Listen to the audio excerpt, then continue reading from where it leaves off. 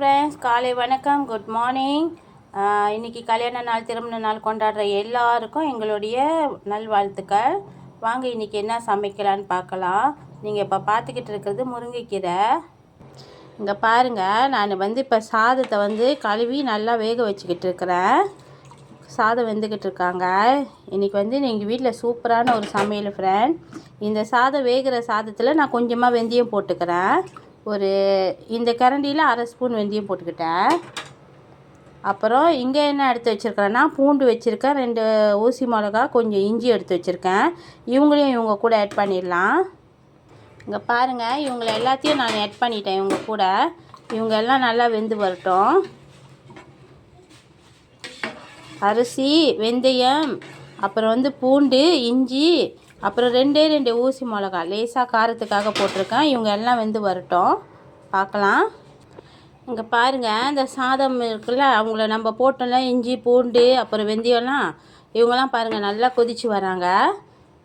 இன்னும் நல்லா கொதித்து கஞ்சி ஆகட்டும். இவங்க பாருங்கள், இவங்க நல்லா குழஞ்சி கஞ்சி ஆகிட்டாங்க. இந்த நேரத்தில் தான் நான் கேரட்டை போட்டிருக்கேன். நல்லா கஞ்சி ஆகிட்டானா நீங்கள் கேரட்டு போடுங்க. வெள்ளனையாக போட்டுறாதீங்க, எல்லாமே குழஞ்சிருவாங்க. இப்போ இவங்க நல்லா கஞ்சி ஆகிட்டானா இவங்க கேரட்டை போட்டு ஒரு கிண்டிக்கலாம். நான் கேரட் சின்ன சின்னதாக வெட்டி போட்டிருக்கேன்.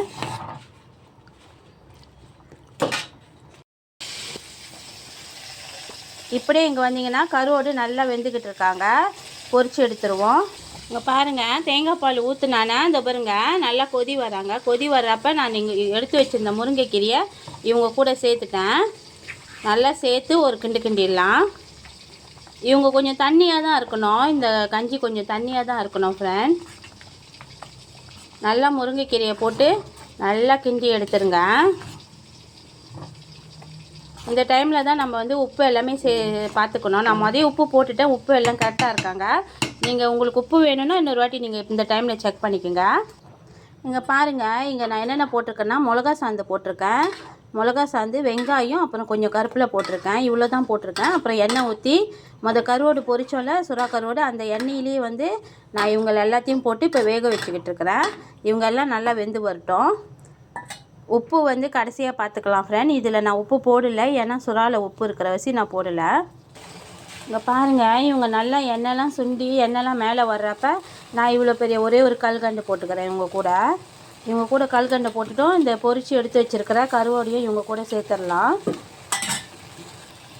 கொஞ்சமாக கிளறி விட்டுட்டேன் ஃப்ரெண்ட், கொஞ்சம் கிளறி விட்டுருக்கேன். இவங்க நல்லா பிரிஞ்சு வரட்டும். கடைசியாக உப்பு செக் பண்ணிக்கலாம். பாருங்கள், இன்றைக்கி நம்ம வீட்டில் என்ன சமையல்னா, முருங்கைக்கீரை போட்டு கேரட் போட்டு ஒரு சூப்பரான ஒரு சோறு கஞ்சி ஆக்கியிருக்கோம். அவங்க கூட தொட்டுக்கிறதுக்கு சுறா கருவோடு செஞ்சுருக்குறோம். இன்றைக்கி நம்ம வீட்டில் சூப்பரான சமையல். கோழிக்கறி, மட்டன் கறி, எல்லா கறியும் தோற்று போயிடும் ஃப்ரெண்ட் இந்த சாப்பாடுக்கு.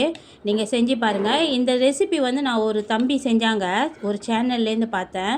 அந்த சேனலில் பார்த்து தான் 2 தடவை செஞ்சேன். எங்கள் வீட்டில் எல்லாேருக்கும் ரொம்ப பிடிச்சிருந்துச்சு. அப்போ நானும் இப்போ ட்ரை பண்ணி டெய்லி செய்ய ஆரம்பிச்சிட்டேன் ஃப்ரெண்ட். இந்த வெயில் காலத்தில் இதெல்லாம் செஞ்சு சாப்பிடுங்க, இந்த கஞ்சிலாம் செஞ்சு சாப்பிடுங்க, ரொம்ப நல்லது உடம்புக்கு.